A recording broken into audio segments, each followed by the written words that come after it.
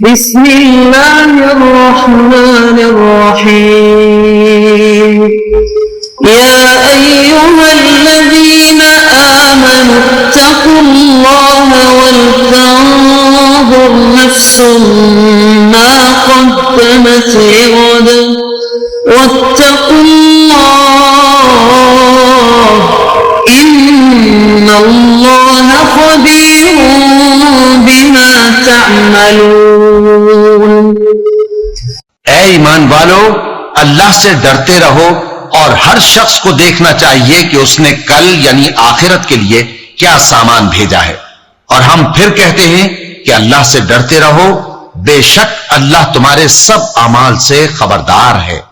بسم اللہ الرحمن الرحیم، الحمد للہ رب العالمین، والصلاة والسلام على اشرف الانبیاء والمرسلین وعلى آلہ واصحابہ اجمعین ومن تبعہم بإحسان الى یوم الدین۔ قابل صد احترام حضرات شائقین و شائقات سچا پیغام، السلام علیکم ورحمۃ اللہ وبرکاتہ۔ آج کی محفل میراث النبی کے نورانی پروگرام میں آپ کا استقبال ہے۔ اہلا و سہلا مرحبا۔ ہم آپ تمام حضرات و مستورات کا خیر مقدم کرتے ہیں۔ محترم حضرات و خواتین، تعلیم کا آغاز ہو رہا ہے۔ سب سے پہلے آداب تعلیم کا لحاظ کرتے ہوئے تعلیم کی طرف متوجہ ہو جائیں۔ پورے دھیان سے سننا، عمل کی نیت سے سننا اور تبلیغ کی نیت سے سننا، یعنی سنی ہوئی باتیں دوسروں تک پہنچانے کے جذبے سے سننا۔ چند خاص آداب تعلیم ہیں، امید ہے کہ آپ حضرات ان آداب کا ضرور خیال رکھیں گے۔ جزاکم اللہ۔ بسم اللہ الرحمن الرحیم۔ نظام کائنات میں قدرت کی جلوہ آرائی۔ ذہن میں ایک سوال پیدا ہوتا ہے کہ ایمان ہے کیا؟ دنیا دار الاسباب اور اللہ تعالی مسبب الاسباب ہیں، مغیر الاحوال ہیں، یعنی احوال کو بدلنے والے ہیں۔ مومن کائنات کے نظام کو اوپر سے چلتا دیکھتا ہے۔ اس حقیقت کو یوں سمجھیں جیسے آج کل کے زمانے میں ریموٹ کنٹرول چیزیں ہیں۔ چیز کہیں چل رہی ہوتی ہے اور چلانے والا کہیں اور ہوتا ہے۔ اس سے اس دنیا کے نظام کو سمجھنا آسان ہے کہ یہ جو دنیا کا نظام چل رہا ہے اس کا چلانے والا اس کائنات کا پروردگار ہے۔ اس کو سمجھنے کے لیے چند مثالوں پر غور کر لیجئے۔ ہمارے گھر میں ایک چھوٹی سی بچی حنانہ ہے۔ ہم اس کے لیے ایک ریموٹ کنٹرول گاڑی لے کر آئے۔ پہلے دن جب وہ گاڑی چلتی تھی تو حیران ہو جاتی تھی کہ یہ گاڑی کیسے چل رہی ہے، لیکن جب اس نے اپنے ابو کو دیکھا کہ ہاتھ میں کچھ پکڑا ہوا ہے اور ان کی انگلیاں ہل رہی ہیں تو گاڑی بھی ہلتی ہے۔ وہ سمجھ گئی اتنی چھوٹی سی بچی نے ایک دن میں سمجھ لیا کہ گاڑی خود بخود نہیں چل رہی ہے بلکہ اس کا چلانے والا کوئی اور ہے۔ یہی ایمان کا معاملہ ہے۔ ہم اتنے بڑے ہو کر بھی کائنات کی اس حقیقت کو نہیں سمجھ پا رہے ہیں۔ ظاہر میں یہ نظر آتا ہے کہ ساری کی ساری چیزیں یہاں پر عمل کر رہی ہیں، حقیقت یہ ہے کہ اللہ کی مرضی اور منشا یہاں چل رہی ہے۔ دنیا کے اسباب برتنوں کے مانند ہیں۔ اللہ تعالیٰ جس چیز میں چاہتے ہیں بندے کے لیے نفع ڈال دیتے ہیں اور جس میں چاہتے ہیں بندے کے لیے نقصان ڈال دیتے ہیں۔ چیزیں اپنے اثرات کے خود مالک نہیں ہیں، یہ اللہ کی منشا ہے۔ یہ محفل میراث النبی صلی اللہ علیہ وسلم ڈیلی پروگرام ہے جو آپ ایک دیہاتی آدمی شہر میں آیا۔ اس نے بیسن کے اوپر ٹوٹی لگی ہوئی دیکھی، یعنی نل لگا ہوا دیکھا۔ جب نل کھولا تو پانی آ گیا۔ اس نے سوچا کہ دیہات میں پانی کی تکلیف ہوتی ہے، میں ٹونٹی خرید کر لے جاتا ہوں۔ چنانچہ وہ بازار سے ٹوٹی خرید کر لے گیا اور جا کر دیوار پر لگا دی۔ وہ اسے کھول رہا تھا لیکن پانی نہیں آ رہا ہے۔ تو کسی سمجھدار نے بتلایا کہ اللہ کے بندے، ظاہر میں ٹوٹی پانی دے رہی تھی جبکہ حقیقت میں اس کے پیچھے پمپ تھا۔ بالکل یہی مثال ہے کہ ہماری ظاہر کی آنکھ دیکھتی ہے کہ دنیا میں یہ ٹوٹیاں پانی دے رہی ہیں، حقیقت میں اس کے پیچھے اللہ کی قدرت ہوتی ہے جو اس پورے کے پورے نظام کو چلا رہی ہوتی ہے۔ اگر ہم قیامت کے دن کو آج ہی تسلیم کر لیں گے تو اس میں ہماری خوش نصیبی ہے، اور جو انسان تسلیم نہیں کرے گا وہ بد نصیب ہوگا۔ اس کی مثال مرغی کے انڈے کی ہے۔ اس انڈے میں بچہ بالکل تیار ہو چکا ہے، باہر نکلنے کے قریب ہے۔ اب اس بچے کو اگر کوئی بتائے جناب تم عنقریب ایک ایسی دنیا میں چلے جاؤ گے جہاں 6 فٹ کا انسان ہوگا، 25-30 فٹ کے درخت ہوں گے، 50-50 منزلہ بلڈنگیں ہوں گی، گھر ہوں گے، مکانات ہوں گے، پہاڑ ہوں گے، دریا ہوں گے، اور وہ مرغی کا بچہ کہے گا اچھا میں دیکھتا ہوں کہ یہ چیزیں کہاں ہیں۔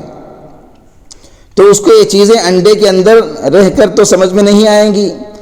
پھر جب وہ انڈے سے باہر نکلے گا تو کیا وہ اپنی آنکھ سے سب کچھ دیکھے گا یا نہیں؟ سب کچھ اسے نظر آ جائے گا۔ ہم اس وقت زمین اور آسمان کے انڈے میں موجود ہیں، نہ جنت نظر آ رہی ہے اور نہ ہی جہنم نظر آ رہی ہے، مگر اللہ کے پیارے حبیب صلی اللہ علیہ وسلم جو اپنی مبارک آنکھوں سے جنت اور جہنم کو دیکھ کر تشریف لے آئے، انہوں نے بتایا اگر ہم مان لیں گے تو ہماری خوش نصیبی ہوگی، اور جو نہیں مانیں گے پھر جب وہ کل دنیا کے انڈے سے باہر نکلیں گے تو مان لیں گے۔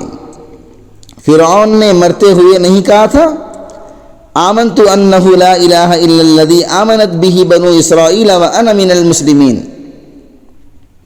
فرعون نے کہا تھا جب وہ مرنے کے قریب ہیں، دریا میں ڈوب رہا تھا، تو اس نے کہا میں ایمان لایا اس اللہ پر جس اللہ پر بنو اسرائیل ایمان لے آئے، اور میں فرمانبردار بن گیا۔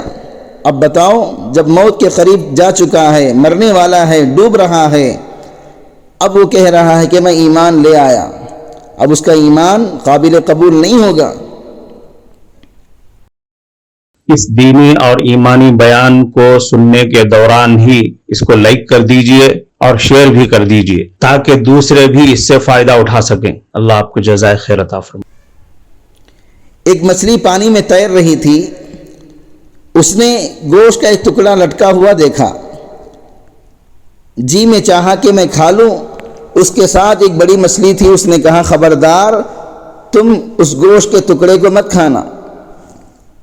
اس مچھلی نے پوچھا کیوں نہ کھاؤں؟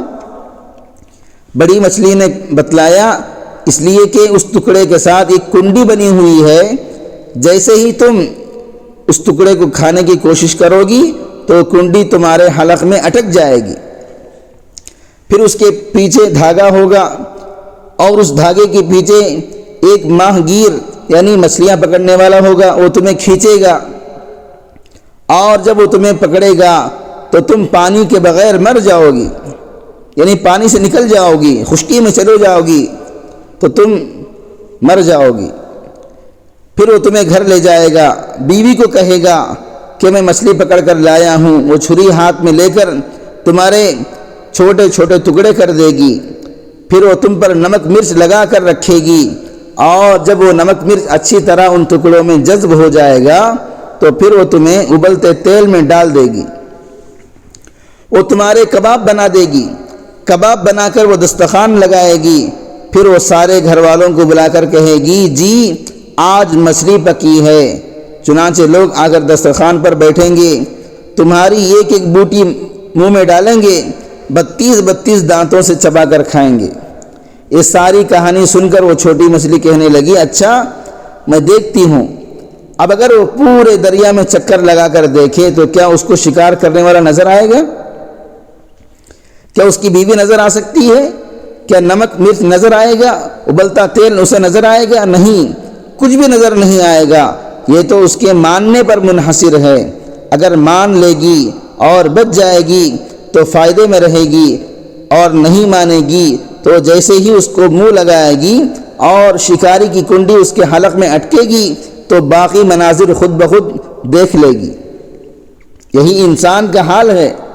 نبی صلی اللہ علیہ وسلم نے آ کر بتلا دیا کہ لوگوں، اللہ رب العزت نے ہمیں کچھ وقت کے لیے دنیا میں بھیجا ہے، یہاں پر ہم ہمیشہ رہنے کے لیے نہیں آئے، یہ دارالامتحان ہے، نیکی کرو تاکہ جنت ٹھکانہ بنے، اگر برائی کرو گے تو جہنم میں چلے جاؤ گے۔ اب جو مان لے گا وہ خوش نصیب انسان ہوگا، اور جو نہیں مانے گا اس پر جیسے ہی موت کا وقت آئے گا اس وقت اس کی آنکھیں کھل جائیں گی۔ اس کو کہتے ہیں ایمان۔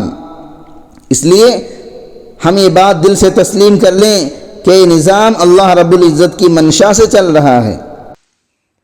معزز شائقین و شائقات سچا پیغام،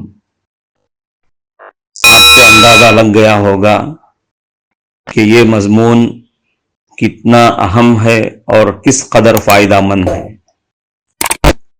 کم سے کم درجے میں سوشل میڈیا کے ذریعے سے بھی ہم اس کو زیادہ سے زیادہ شیئر کریں گے تو دعوت کے فریضے کی کوششوں میں ہم بھی اپنا کچھ حصہ ڈالنے والے بن سکتے ہیں۔